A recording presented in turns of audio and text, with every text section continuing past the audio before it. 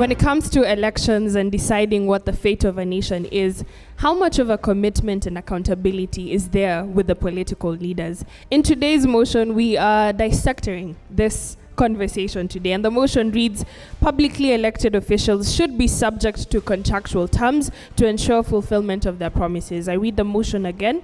Publicly elected officials should be subject to contractual terms to ensure fulfillment of their promises. Proposing and opposing this motion is Kangundo School versus Martin Kithuguini in the Lower Eastern Region, and all the best to both teams. Team proposition, first speaker, you have 3 minutes. Faithfulness has been a rare quality among our leaders and the officials that we fought for. They make promises casually, then break them for the slightest reason, without hesitation. I'm Abednego Munube from Kangundo High School, strongly proposing the motion that says that publicly elected officials should be subject to contractual terms to ensure fulfillment of their promises. First, according to the Oxford Learners Dictionary, who are publicly elected officials? These are persons in position of authority chosen by the people in the society, the mwananchi.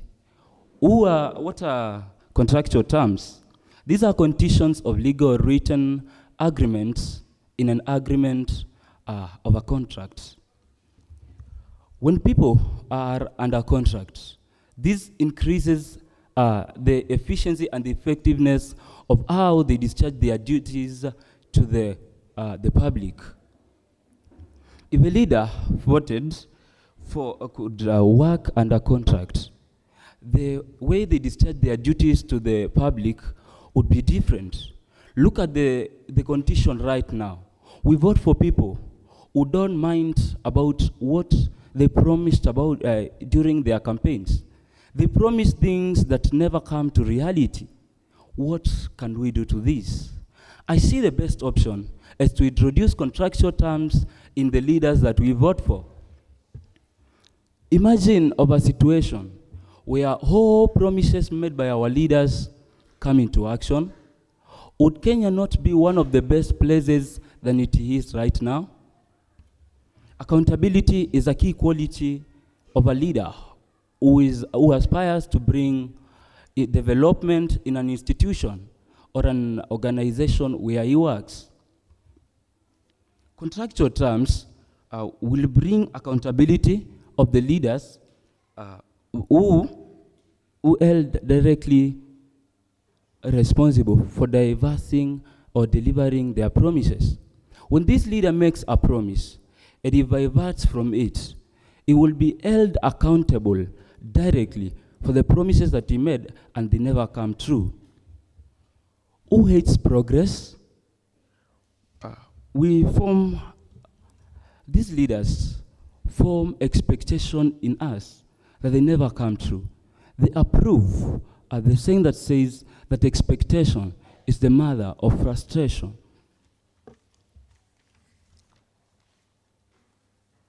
But contractual terms in a contract support performance based on evaluation. Contracts will include a performance of indicators and benchmarks against which performance of the elected officials can be measured. This will help to shape out hypocritical and unrealistic leaders who get into seats just because of greed. Thank you. Thank you very much. First speaker, team opposition, you have 3 minutes. Thank you very much. Publicly elected officials should be subjected to contractual terms to ensure fulfillment of their promises. It's true that our proposition side has said that political leaders are promising us that things which are not coming to reality. We all know in this room that promises are made by political leaders only to attract us. So please, voters should use their aspiration and expectations to use that tactic to vote for their leaders. I'm hereby to oppose this motion. My name is first Daniel Joel from St. Martin. On to my first point, you cannot start a project because of race or epidemics like drought and diseases or emerging issues beyond contract. What do I mean? Some things are beyond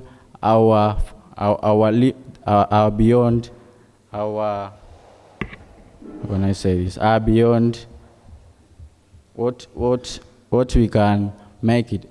I'm saying, for example, if a political leader assures us that we are going to improve in agriculture, and something happens, for example, these epidemics like drought, so we want to mean that we are going to impeach this leader out of office just because he has not fulfilled his promises in a particular time? No.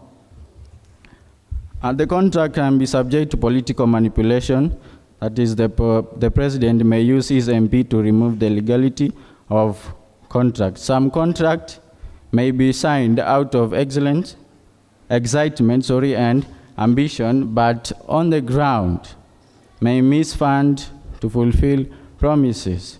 Overborrowing from other nations may lead to high taxation of citizens like in Kenya today. Also, let us remember that we should give our leaders a chance to fulfill their promises, because we cannot kill a goose to get an egg out of it. We should be patient for the egg to be laid. So do so to our political leaders. Wait until they fulfill their promises slowly. Don't force them. Thank you. Thank you very much. Second speaker, team proposition, you have 3 minutes. Leadership is believed to be the capacity to translate vision into reality. And I echo the words of Simon Sinek that we are not victims of the situation, but the architects of it. You have said that the leaders make promises to attract us. But how many times are we going to get attracted? How many times are we going to get attracted? We must find a way to reduce this attraction. My name is Ombane Walter, Kangundo High School. When I scrutinize countries countrywide, tyranny is the light that reflects in most leaders. Would you like to have cruel leaders? I don't think so. I strongly propose the motion that publicly elected leaders should be subject to contractual terms in order to fulfill their promises. Embezzlement of funds. Simply because we do not have contracts, we do not have a legal written agreement to show us what kind of leaders we have. We do not have something that you can put on the table and ask the leader, what have you done from these manifestos of yours? If we introduce contractual terms, it will bring about a lot of transparency in leadership. Why? This is going to provide a framework for evaluating the performance of the elected officials, and it will allow the public to assess whether the promises during campaigns are brought to the table and are fulfilled. Look at our country, Kenya. What do we have? Corruption from the same leaders who you say that they make promises to attract us, and at the end of the day, you're the one who cries. The ethics and anti-corruption units has caused sacking of so many leaders because of misuse of public funds. And still, when those leaders come to make promises to you, you say that they're making promises to attract you, which is not the fact. This leader should embrace a contract to ensure accountability. This will be so by specifying the obligation and responsibilities which they would be held directly to ensure that they are taken off the plane once they do not fulfill their promises. There's no need of having leaders who can make promises to attract you and they do not fulfill what you want as an electorate. Through this, it becomes responsible and it becomes easier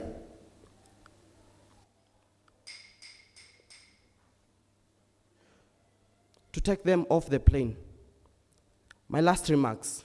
Remember that a leader takes people to where they want to go, but a great leader takes people to where they ought to be. Thank you. Thank you very much. Second speaker, Team Opposition, you have 3 minutes. Anger, broken promises, and fulfillment.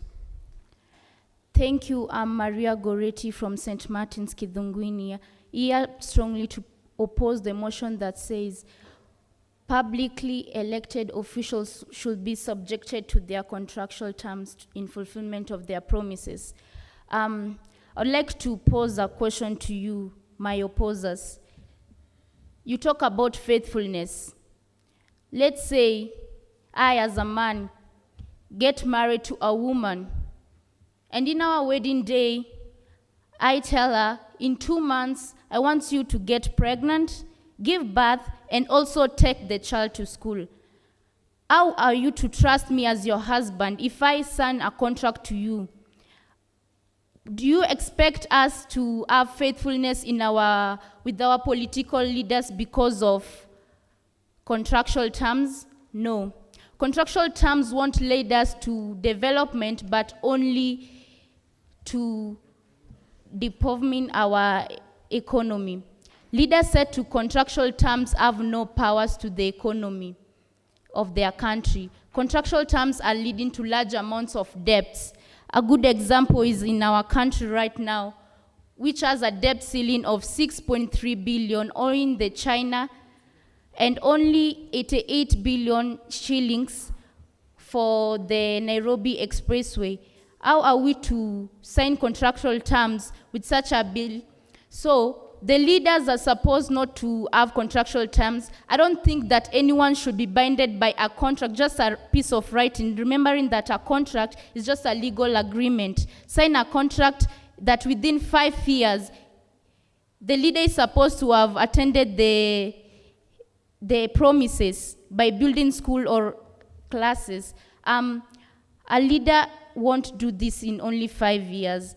You can take a good example of the debt and also take a reference, the www.charterarmorhouse.organization.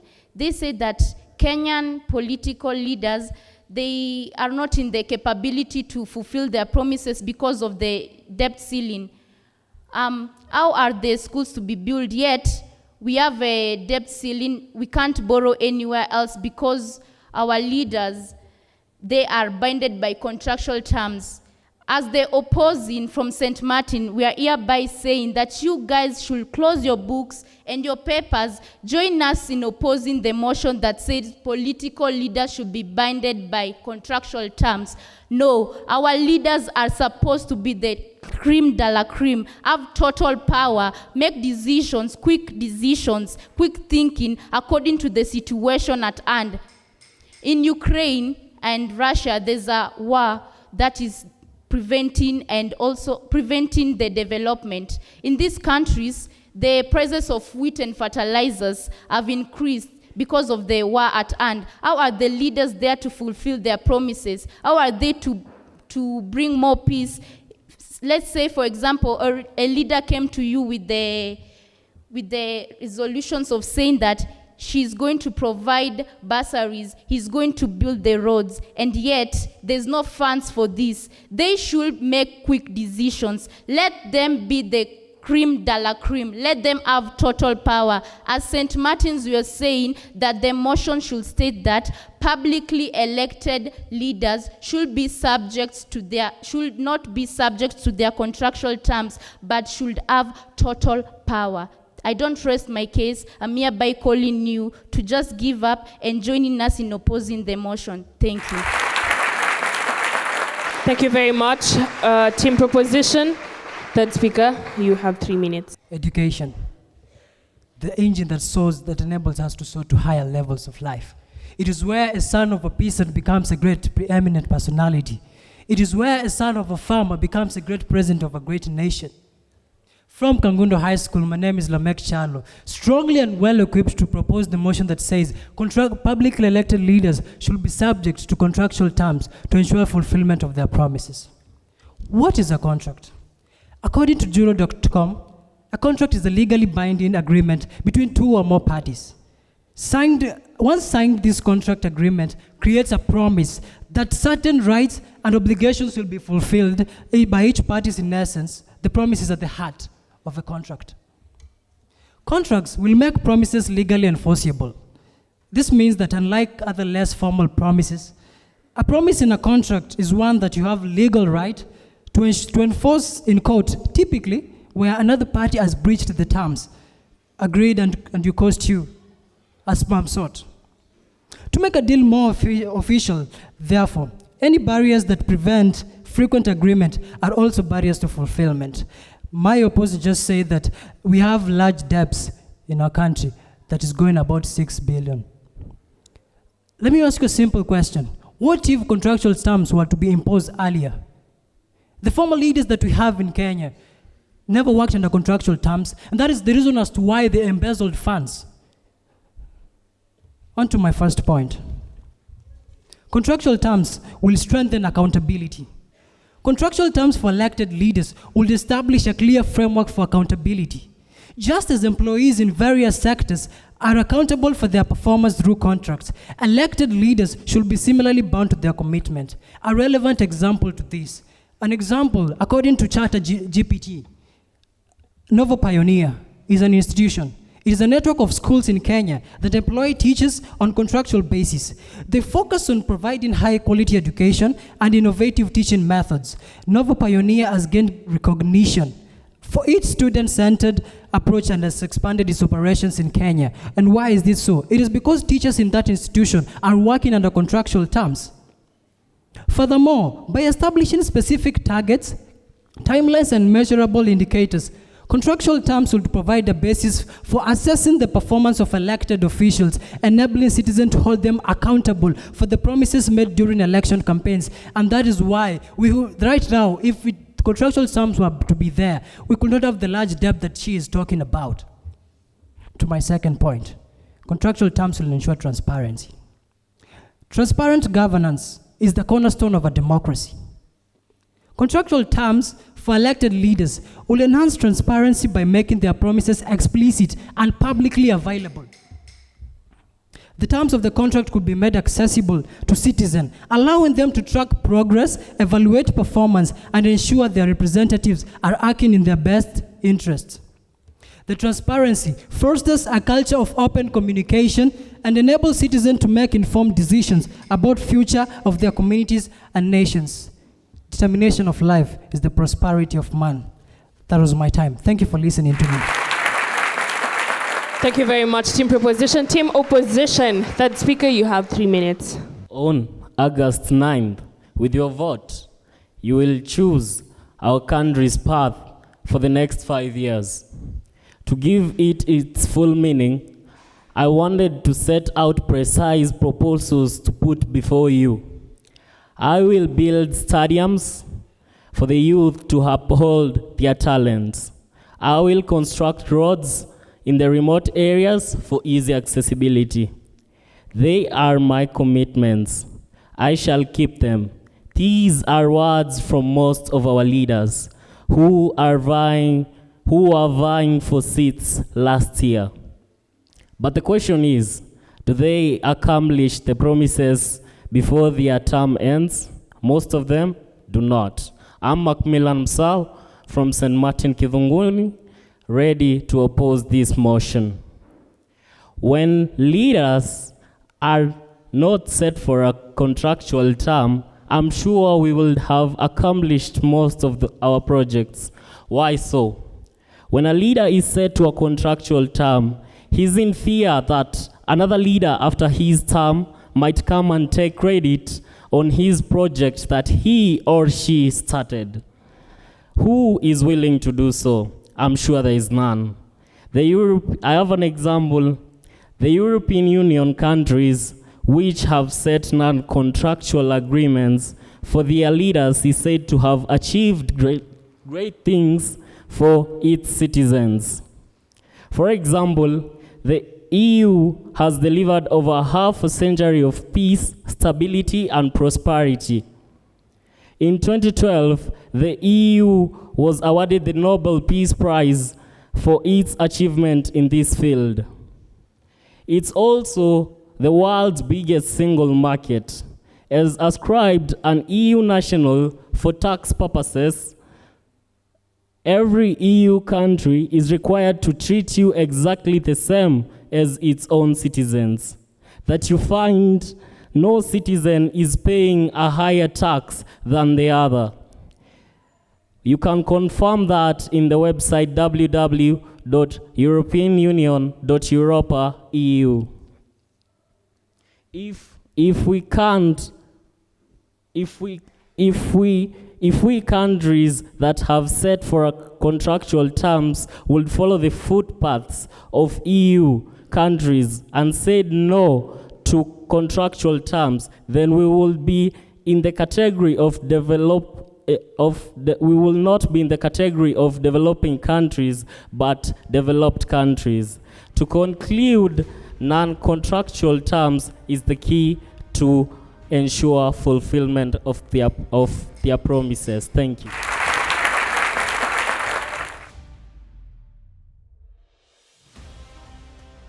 Thank you very much to both teams. We will be taking closing remarks. Team Proposition, you have 1 minute to give your closing remark. Let's hit the nail by the head. For us to prevent the so-called political attraction, just as our opposers said, ignorance is the mother of frustration.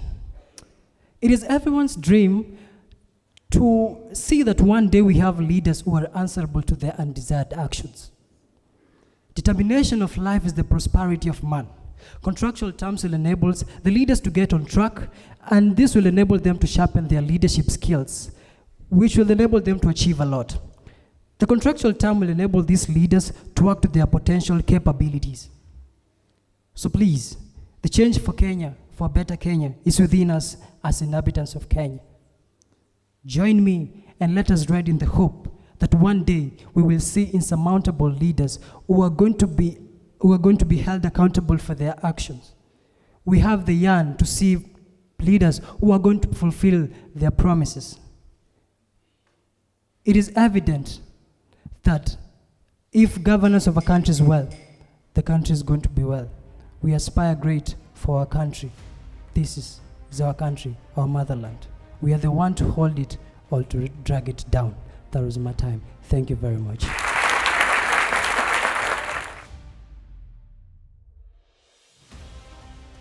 Thank you very much. Team Opposition, you have 1 minute to give your closing remark. Yes, indeed, we are the power to determine the future of our motherland, Kenya. Well said, my opposers. The great empire and the Byzantine and the Roman Empire, the Persian Empire and the Ottoman Empire, all aid leaders that ruled without contractual terms. In short, they ruled with non-contractual terms. And they lasted longer than those superpowers we know.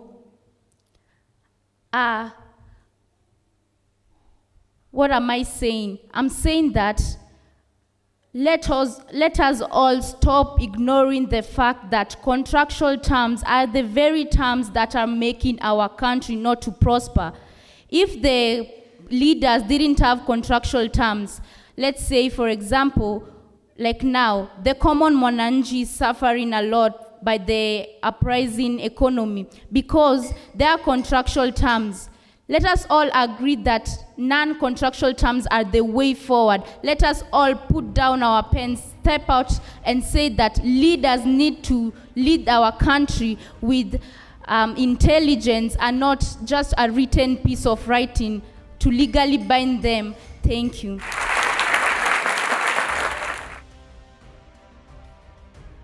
Political debates are normally the best because of the amount of data, research, evidence, statistics available to back up arguments. That did not really come out from both teams, but I'll leave it to Judge Ruaru to comment. So I'll give individual feedback. Abednego, good start. A very relevant introduction, and the hook statement stood out, and it gave you some bit of marks for style and presentation. You had a clear definition of terms too, good use of rhetorical questions. You made several relevant general statements that needed to be backed up with evidence. Which countries have these contracts?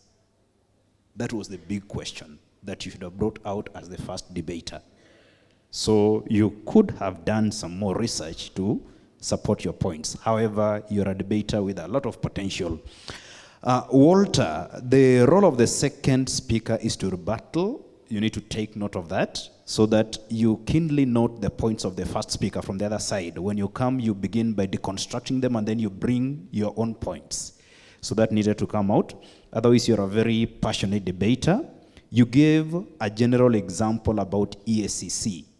Imagine if you could have gone ahead and given a breakdown of the various cases they have brought out of mismanagement of funds. That could have given you a lot of marks for mastery of our content. So more examples, more research needed to be done on this. Otherwise, you gave a relevant parting shot. There is something unique about your presentation. You have a lot of potential, more practice, and you'll be good to go. Lamek, an equally powerful debater, good start. You expounded more on what exactly contractual terms entail. However, again, from the judge's desk, we wished you could have gone ahead and given us several examples, apart from the Nova Pioneer, which was a relevant example to back up your argument, but as a third speaker, you could have equally brought out other examples. But you're a rich debater. And then please, can you avoid too much reading? It works against your mastery of content. It works against your style and presentation. When you read too much, you basically lose out on those two strands, and that is around 40 marks. So you need to take note of that. Daniel, St. Martin's. Daniel, as a first debater, I wish you could have come out better, man. Your other contestants, Goret came out powerfully. In fact, she was the vanguard of the entire motion. You stood out, Goret. I liked your presentation. But then, Daniel, as a first debater, I feel you should have given us more examples to back up your arguments. And then you also underutilized your time. Probably you had some stage fright, but we always have a first. So next time, given an opportunity, make sure you do more research so that when you come on stage, you utilize your time effectively and you also present your points powerfully. And please also avoid too much reading. Great. Oh my. I liked your presentation. There is this thing about your style and presentation, a very powerful voice.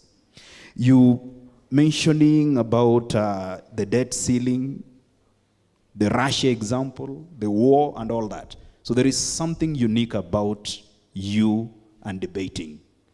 Keep it up. And then Macmillan, good start, catch introduction, too much reading.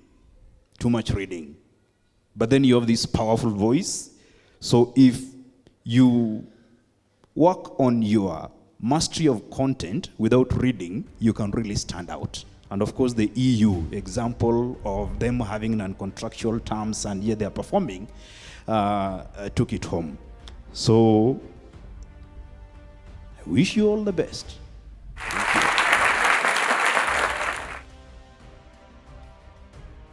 Thank you very much, Judge Jomo. Judge Rosalind? Mine are just going to be general comments. Jomo has already said much of it. We'd have really wanted to see more relevant examples. Conversations around the political field are really interesting because you can get data from newspapers, from all these online spots especially here in Kenya and even in abroad. So we'd have wanted to see more of that. What stood out for me from the proposer side is Abednego. I think the introduction was very good. It's what the first proposer should do, or the first speaker should do. There was a very good introduction of the terms of the motion, and also an explanation of what contractual terms are. And for whomever didn't get it, the third proposer did also a very good job. So I believe everyone got what they were saying. From the opposer side, Gorette stood out for me. She's very passionate. If I was on a neutral side, I believe she would have convinced all of us to move to her side. She's very passionate. Keep going. Macmillan and Daniel, thank you for bringing up concepts about loans that we have and what they are doing to us, and why we shouldn't give officials contractual terms. From the opposer side, I have something to say about the whole motion. It felt like the motion was veered towards loans only, yet contractual terms are not just about loans. It's also the contracts for them to start the job. So I think more should have been done other than just the loans. There was a very big conversation on loans, which is not bad, but I think we should have brought in more about the leaders themselves and the contracts when they are working in the government. So may the best team win, and congratulations.